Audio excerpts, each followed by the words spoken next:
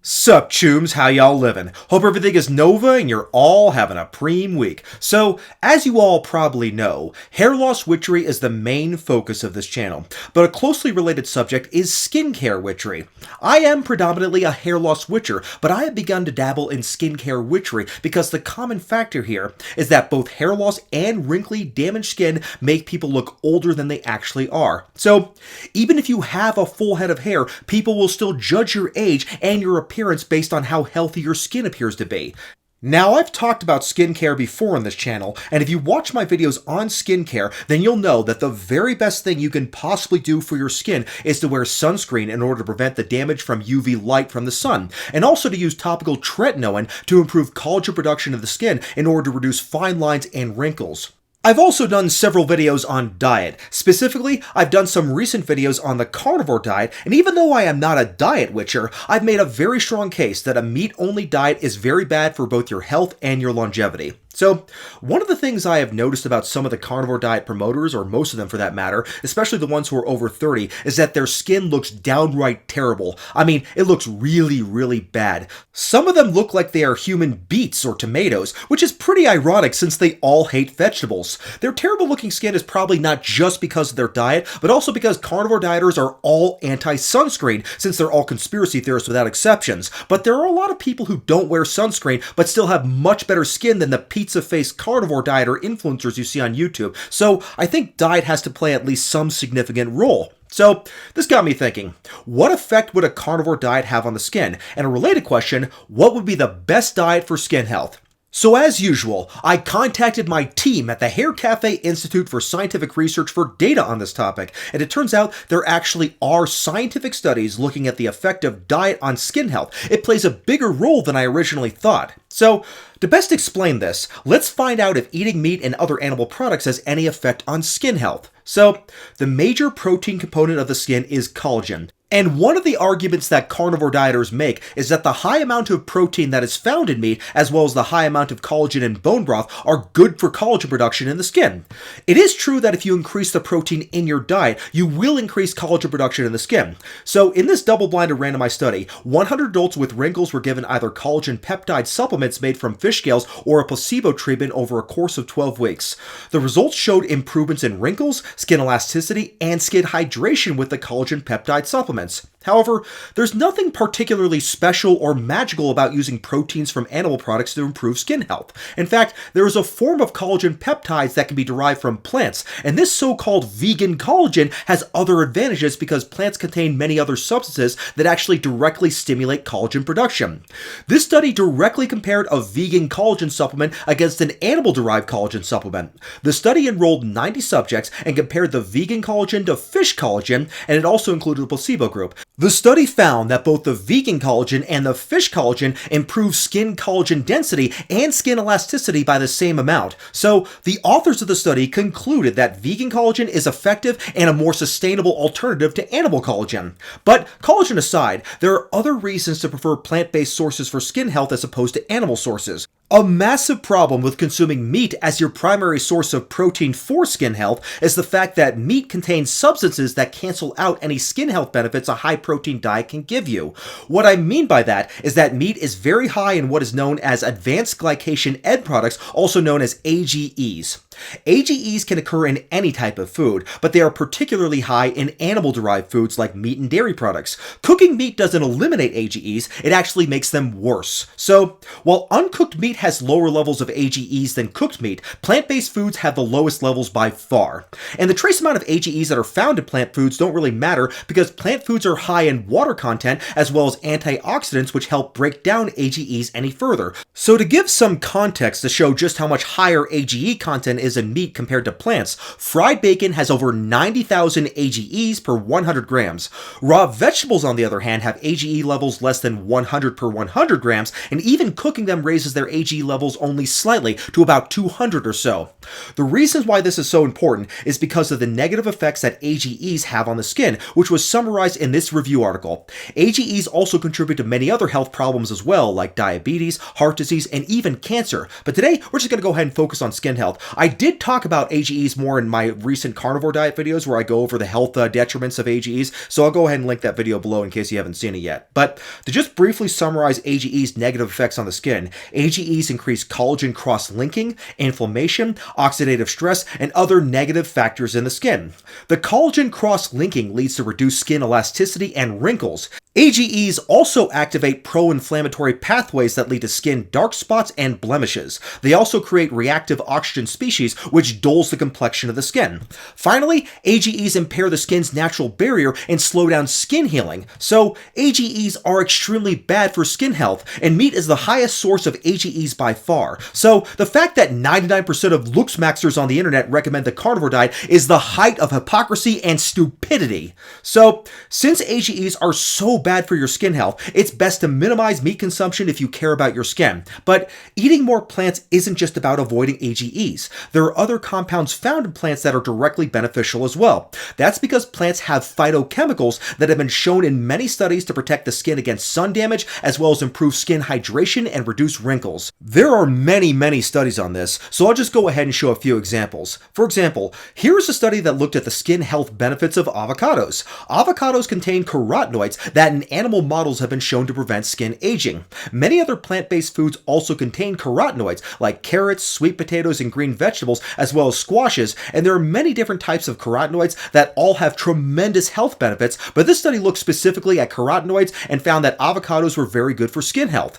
For example, in this study, there were 39 women who were randomized to eat one avocado daily or their normal diet without avocados. The study lasted for 8 weeks. The study found increased elasticity and firmness in the skin in the avocado group compared to the control group. Here are some other examples of plant products improving skin health. The polyphenols, in particular the flavonols that are found in green tea, have been shown to provide photoprotection in animal studies. So, this randomized controlled study was done to look at the effects of a green tea beverage on skin health. 60 women were randomized to consume either a green tea beverage or a placebo over 12 weeks. The green tea reduced the sensitivity to the skin to UV light compared to the control group. In addition, overall skin quality improved in terms of elasticity, hydration, and many other factors as well. Green tea even increased blood flow to the skin, which is great news, of course. So, green tea is probably something you should be consuming if you want to improve your skin health. If you want to avoid caffeine, you can still get decaffeinated green tea, which will still have all the same benefits as regular green tea, but obviously without as much caffeine, which is important if you're sensitive to caffeine like I am. Another big factor in skin health is the consumption of fatty acids. This study compared the effects of flaxseed oil, which is high in omega-3 fatty acids, to safflower oil, which is low in omega-3 fatty acids. This was a small study with just 26 women. However, the flaxseed oil group after just 12 weeks was found to have decreased skin sensitivity to irritation, decreased transepidermal water loss, decreased scaling and roughness, and also increased hydration. However, monounsaturated fats, which olive oil, canola oil, and avocado oil are especially high in, have also been shown to improve skin health. This study was an observational study of 1,264 women and 1,655 men aged 45 to 60 years old. Their diets and their skin were both analyzed. The study found that the higher the monounsaturated fat intake, the lower the amount of skin aging. However, what's especially interesting is that this association between monounsaturated fat intake and skin health was not seen with monounsaturated fats from animal products like dairy products. The product with monounsaturated fat that was the most effective in reducing photoaging was olive oil. That makes perfect sense, and that's because olive oil is a major component of the Mediterranean diet, which is the diet that is clinically proven to have the best health outcomes, especially for cardiovascular health. So it's of no surprise that the diet that is best for your health would also be best for your skin health. But again, if you want to get the skin health benefits from monounsaturated fat, it has to come from plant sources like olive oil, canola oil, and avocado oil. The authors of the study study point out that even though dairy products have a similar percentage of monounsaturated fats to olive oil, they are also a significant source of saturated fats, which can cause insulin resistance and increase inflammation, and inflammation can of course lead to skin damage. Another possible reason for the benefits of olive oil are because of other substances that are found in it that prevent free radical damage and skin dryness. So the authors conclude, quote, "Our findings provide support for a beneficial role of olive oil in preventing severe facial photoaging," unquote. So just to mention a few other foods that have been shown to be beneficial for skin health, cocoa is rich in phytochemicals such as flavonoids and methylxanthin compounds like theobromine and caffeine, as well as containing essential nutrients like magnesium, copper, potassium, and iron. This study reviews the clinical studies on cocoa and skin health, and I won't go into each study, but I'll go ahead and link the article below in the description. The article concludes, quote, "Cocoa and cocoa products are important sources of phytocompounds with nutritional and therapeutic value. A growing body of scientific evidence is becoming available to support that cocoa components with antioxidants and anti-inflammatory activities contribute to endogenous photoprotection and are crucial for the maintenance of skin health," unquote. Finally, let me just mention soy products that contain phytoestrogens. There is, of course, a lot of fear-mongering and misinformation about phytoestrogens, which mostly come from pseudoscientific claims made by online culture warriors, as well as internet tough guys who promote the carnivore diet to a bunch of Gen Z incels who think that eating an all-meat diet will turn them into chads. But the truth is that phytoestrogens are not feminizing in the slightest, and if anything, they can actually lower estrogen levels. This study here reviews the effects of the primary phytoestrogen that is found in soy, which is called genistein. Genistein binds specifically with the estrogen beta receptor, but it does not act like an estrogen agonist the way estradiol does. It actually works as an estrogen antagonist. So phytoestrogens are not estrogenic, and anyone who tells you otherwise is a complete idiot. But they do have many beneficial skin effects. Like with cocoa, multiple small clinical trials have been done, and soy isoflavones have been shown to decrease wrinkles, increase skin thickness, decrease sensitivity to ultraviolet light, and increase the microvasculature structure of the skin.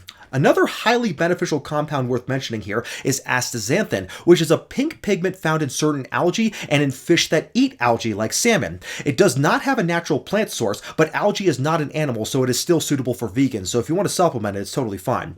Randomized clinical trials have proven that astaxanthin has many skin benefits, like this one here that shows that astaxanthin is very effective in blocking sun damage, almost like a natural sunscreen, although you should definitely still wear sunscreen even if you are consuming a lot of astaxanthin, just because sunscreen is so beneficial. So, based on the weight of scientific evidence, the best diet you could possibly eat for optimal skin health would be a Mediterranean diet that is predominantly plant-based and contains a lot of plant-based monounsaturated fats like olive oil and avocados. Meat should be limited, and the only source of meat you should ideally be consuming should be salmon, preferably wild-caught salmon since they eat more algae and thus have naturally higher levels of astaxanthin. If possible, you should eat the salmon raw to reduce AGE content by as much as possible, so sushi might be a good choice, especially since sushi has seaweed, which is also very beneficial.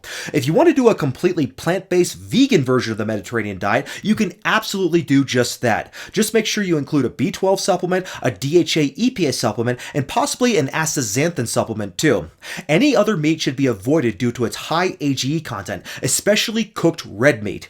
Red meat like steak, bacon, pork chops are definitely the worst of them all, and that's probably why carnivore dieters look especially bad since they all strongly emphasize red meat consumption. Chicken and turkey are not red meat, but they should be avoided too since those can only be safely consumed if you cook to high temperatures, which will dramatically increase their AGE content, which will contribute to aging. You also want to avoid simple sugars and refined carbohydrates, because even though they are low in exogenous AGEs, they can create endogenous AGEs, which can cause many of the same health and skin aging problems as eating meat. That's why raw vegans also tend to look really bad, because they eat way too much sugar, usually in the form of fruit juices, which should be avoided completely. If you're eating your carbohydrates from low glycemic sources though that are high in fiber, this won't be a problem because the rate of absorption is too low to cause any AGE formation. So choosing whole plant-based foods over refined carbohydrates will yield the best health benefits. So to put it simply, a Mediterranean diet that also includes includes deep sea vegetables like seaweed, is the best diet for your skin health and also just the best diet for your health overall. So that is what you should be consuming if you want to live a long time and look good in the process. If you want to dramatically shorten your life though and look like you're in your 60s by the time you're 35, then the carnivore diet is right for you. All right, Jooms, I'll be back with some more content in the near future. I mean, I hope you enjoyed this dabbling into skincare witchery. Maybe I'll revisit the topic again in the near future. But until then, thank you so much for watching. I'll see you all next time. God bless.